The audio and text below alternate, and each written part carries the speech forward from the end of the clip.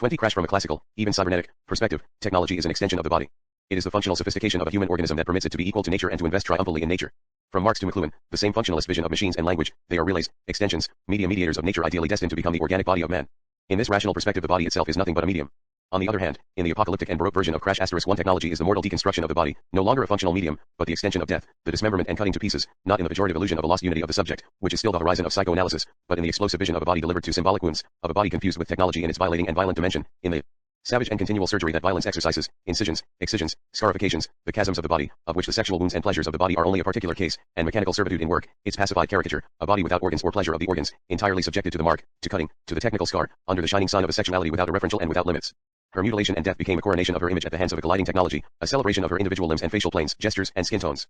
Each of the spectators at the accident site would carry away an image of the violent transformation of this woman, of the complex of wounds that fuse together her own sexuality and the hard technology of the automobile. Each of them would join his own imagination, the tender membranes of his mucous surfaces, his grooves of erectile tissue, to the wounds of this minor actress through the medium of his own motor car, touching them as he drove in a medley of stylized postures. Each would place his lips on those bleeding apertures, lay his own nasal septum against the lesions of her left hand, press his eyelids against the exposed tendon of her forefinger, the dorsal surface of his erect penis against the ruptured lateral walls of her vagina. The automobile crash had made possible the final and longed-for union of the actress and the members of her audience. pp. 189-90, technology is never grasped except in the automobile accident, that is to say in the violence done to technology itself and in the violence done to the body. It is the same, any shock, any blow, any impact, all the metallurgy of the accident can be read in the semiurgy of the body, neither an anatomy nor a physiology, but a semiurgy of contusions, scars, mutilations, wounds that are so many new sexual organs opened on the body. In this way, gathering the body as labor in the order of production is opposed to the dispersion of the body as anagram in the order of mutilation. Goodbye erogenous zones, everything becomes a whole to offer itself to the discharge reflex. But above all, as in primitive initiation tortures, which are not ours, the whole body becomes assigned to offer itself to the exchange of bodily signs. Body and technology diffracting their bewildered signs through each other. Carnal abstraction and design. No affect behind all that, no psychology, no flux or desire, no libido or death drive. Naturally, death is implicated in an unlimited exploration of the possible violence done to the body, but this is never, as in sadism or masochism, with an express and perverse aim of violence, a distortion of meaning and of sex, in relation to what? No repressed unconscious, effects or representations, except in a second reading that would still reinject a forced meaning, based on the psychoanalytic model. The non-meaning, the savagery, of this mixture of the body and of technology is imminent, it is the immediate reversion of one to the other, and from this results a sexuality without precedent, a sort of potential vertigo linked to the pure inscription of the empty signs of this body. Symbolic ritual of incision and marks, like the graffiti on New York subways. Another point in common, it is no longer a question, in Crash, of accidental signs that would only appear at the margins of the system. The accident is no longer this interstitial bricolage that it still is in the highway accident, the residual bricolage of the death drive for the new leisure classes. The car is not the appendix of a domestic, immobile universe, there is no longer a private and domestic universe, there are only incessant figures of circulation, and the accident is everywhere, the elementary, irreversible figure, the banality of the anomaly of death. It is no longer at the margin, it is at the heart. It is no longer the exception to a triumphal rationality, it has become the rule, it has devoured the rule. It is no longer even the accursed share, the one conceded to destiny by the system itself, and included in its general reckoning. Everything is reversed. It is the accident that gives form to life, it is the accident, the insane, that is the sex of life. And the automobile, the magnetic sphere of the automobile, which ends by investing the entire universe with its tunnels, highways, toboggans, exchangers, its mobile dwelling as universal prototype, is nothing but the immense metaphor of life. Dysfunction is no longer possible in a universe of the accident, therefore no perversion is either. The accident, like death, is no longer of the order of the neurotic, the repressed, the residual or the transgressive, it is the instigator of a new mode of non-perverse pleasure, contrary to the author himself, who speaks in the introduction of a new perverse logic. One must resist the moral temptation of reading Crash as perversion, of a strategic organization of life that starts from death. Death, wounds, mutilations are no longer metaphors of castration, exactly the opposite, not even the opposite. Only the fetishistic metaphor is perverse, seduction by the model, via the interposed fetish, or via the medium of language. Here, death and sex are read on the same level as the body, without phantasms, without metaphor, without sentences, different from the machine of the penal colony, where the body in its wounds is still only the support of a textual inscription. Thus one, Kafka's machine, is still Puritan, repressive, a signifying machine dealers would say, whereas the technology in Crash is shining, seductive, or dull and innocent. Seductive because denuded of meaning, and because it is the simple mirror of torn-up bodies. And Bond's body is in its turn the mirror of bent chrome, of crumpled fenders, of sheet iron stained with sperm.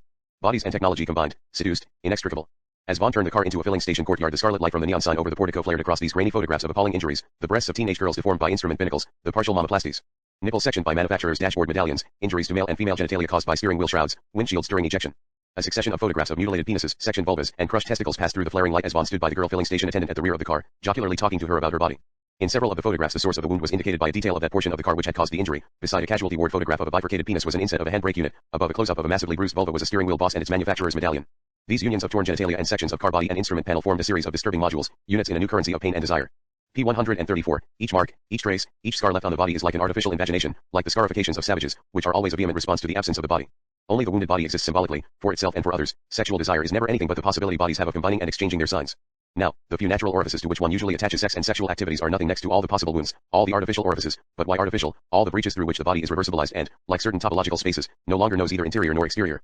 Sex as we know it is nothing but a minute and specialized definition of all the symbolic and sacrificial practices to which a body can open itself, no longer through nature, but through artifice, through the simulacrum, through the accident. Sex is nothing but this rarefaction of a drive called desire on previously prepared zones. It is largely overtaken by the fan of symbolic wounds, which is in some sense the anagrammatization of sex on the whole length of the body, but now precisely, it is no longer sex, it is something else. Sex, itself, is nothing but the inscription of a privileged signifier and some secondary marks, nothing next to the exchange of all the signs and wounds of which the body is capable. The savages knew how to use the whole body to this end. In tattooing, torture, initiation, sexuality was only one of the possible metaphors of symbolic exchange, neither the most significant, nor the most prestigious, as it has become for us in its obsessional and realistic reference, thanks to its organic and functional character, including in orgasm. As the car traveled for the first time at 20 miles an hour, Vaughn drew his fingers from the girl's vulva and anus, rotated his hips and inserted his penis in her vagina. Headlamps flared above us as the stream of cars moved up the slope of the overpass. In the rearview mirror I could still see Vaughn and the girl, their bodies lit by the car behind, reflected in the black trunk of the Lincoln and 100 points of the interior trim. In the chromium ashtray I saw the girl's left breast and erect nipple. In the vinyl window gutter I saw deformed sections of Vaughn's thighs and her abdomen forming a bizarre anatomical junction. Vaughn lifted the young woman astride him, his penis entering her vagina again. In a triptych of images reflected in the speedometer, the clock, and revolution counter, the sexual act between Vaughn and this young woman took place in the hooded grottos of these luminescent dials, moderated by the surging needle of the speedometer. The jutting carapace of the instrument panel and the stylized sculpture of the steering column shroud reflected a dozen images of her rising and falling buttocks. As I propelled the car at 50 miles an hour along the open deck of the overpass, Vaughn arched his back and lifted the young woman into the full glare of the headlamps behind us. Her sharp breasts flashed within the chromium and glass cage of the speeding car. Vaughn's strong pelvic spasms coincided with the thudding passage of the lamp standards anchored in the overpass at 100-yard intervals. As each one approached, his hips kicked into the girl, driving his penis into her vagina, his hands splaying her buttocks to reveal her anus as the yellow light filled the car. R143, here, all the erotic terms are technical. No ass, no dick, no cunt butt, the anus, the rectum, the vulva, the penis, coitus. No slang, that is to say no intimacy of sexual violence, but a functional language, the adequation of chrome and mucus as of one form to another. The same goes for the correspondence of death and sex, it is more as if they are covered together in a sort of technical superdesign and articulated according to pleasure. Besides, it is not a question of orgasm, but a pure and simple discharge. And the coitus and sperm that traverse the book have no more sensual value than the filigree of wounds has violent meaning, even metaphorically speaking. They are nothing but signatures. In the final scene, X imprints the car Rex with his sperm. Pleasure, whether perverse or not, was always mediated by a technical apparatus, by a mechanism of real objects but more often of phantasms. It always implies an intermediary manipulation of scenes or gadgets. Here, pleasure is only orgasm, that is to say, confused on the same wavelength with the violence of the technical apparatus, and homogenized by the only technique, one summed up by a single object, the automobile. We had entered an immense traffic jam. From the junction of the motorway and Western Avenue to the ascent ramp of the flyover, the traffic lanes were packed with vehicles, windshields bleaching out the molten colors of the sun setting above the western suburbs of London. Brake lights flared in the evening air, glowing in the huge pool of cellulose bodies. Vaughn sat with one arm out of the passenger window. He slapped the door impatiently, pounding the panel with his fist. To our right, the high wall of a double-decker airline coach formed a clip of faces.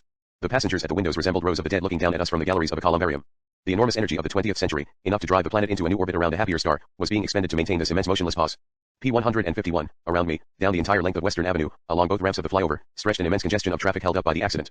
Standing at the center of this parleyed hurricane, I felt completely at ease, as if my obsessions with the endlessly multiplying vehicles had at last been relieved. P156, yet in crash, another dimension is inseparable from the confused ones of technology and of sex, united in a work of death that is never a work of mourning, it is that of the photograph and of cinema.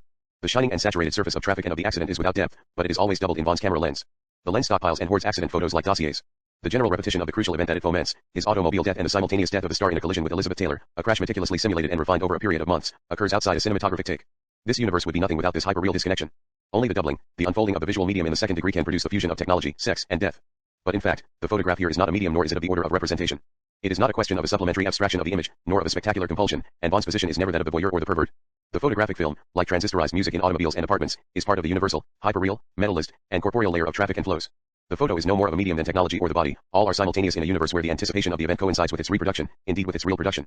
No more temporal depth either, just like the past, the future ceases to exist in turn. In fact, it is the eye of the camera that is substituted for time, just as it is for any other depth, that of affect, space, language. It is not another dimension, it simply signifies that this universe is without secrets. The mannequin rider sat well back, the onrushing air lifting his chin. His hands were shackled to the handlebars like a kamikaze pilot's. His long thorax was plastered with metering devices. In front of him, their expressions equally vacant, the family of four mannequins sat in their vehicle. Their faces were marked with cryptic symbols.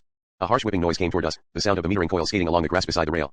There was a violent metallic explosion as the motorcycle struck the front of the saloon car. The two vehicles veered sideways towards the line of startled spectators. I regained my balance, involuntarily holding Vaughn's shoulder, as the motorcycle and its driver sailed over the bonnet of the car and struck the windshield, then careened across the roof in a black mass of fragments. The car plunged 10 feet back on its hawsers. It came to rest astride the rails. The bonnet, windshield, and roof had been crushed by the impact. Inside the cabin, the lopsided family lurched across each other, the decapitated torso of the front seat woman passenger embedded in the fractured windshield. Shavings of fiberglass from its face and shoulders speckled the glass around the test car like silver snow, a death confetti. Helen Remington held my arm. She smiled at me, nodding encouragingly as if urging a child across some mental hurdle. We can have a look at it again on the MPEX. They're showing it in slow motion. PP 12425, in crash, everything is hyperfunctional, since traffic and accident, technology and death, sex and simulation are like a single, large synchronous machine. It is the same universe as that of the hypermarket, where the commodity becomes hypercommodity, that is to say itself always already captured, and the whole atmosphere with it, in the incessant figures of traffic. But at the same time, the functionalism of crash devours its own rationality, because it does not know dysfunction. It is a radical functionalism that reaches its paradoxical limits and burns them. At once it again becomes an indefinable, therefore fascinating, object. Neither good nor bad, ambivalent. Like death or fashion, it becomes all of a sudden an object at the crossroads, whereas good old functionalism, even contested, no longer is at all, that is to say, it becomes a path leading more quickly than the main road, or leading where the main road does not lead or, better yet, and to parody literature in a pataphysical mode, a path leading nowhere, but leading there faster than the others.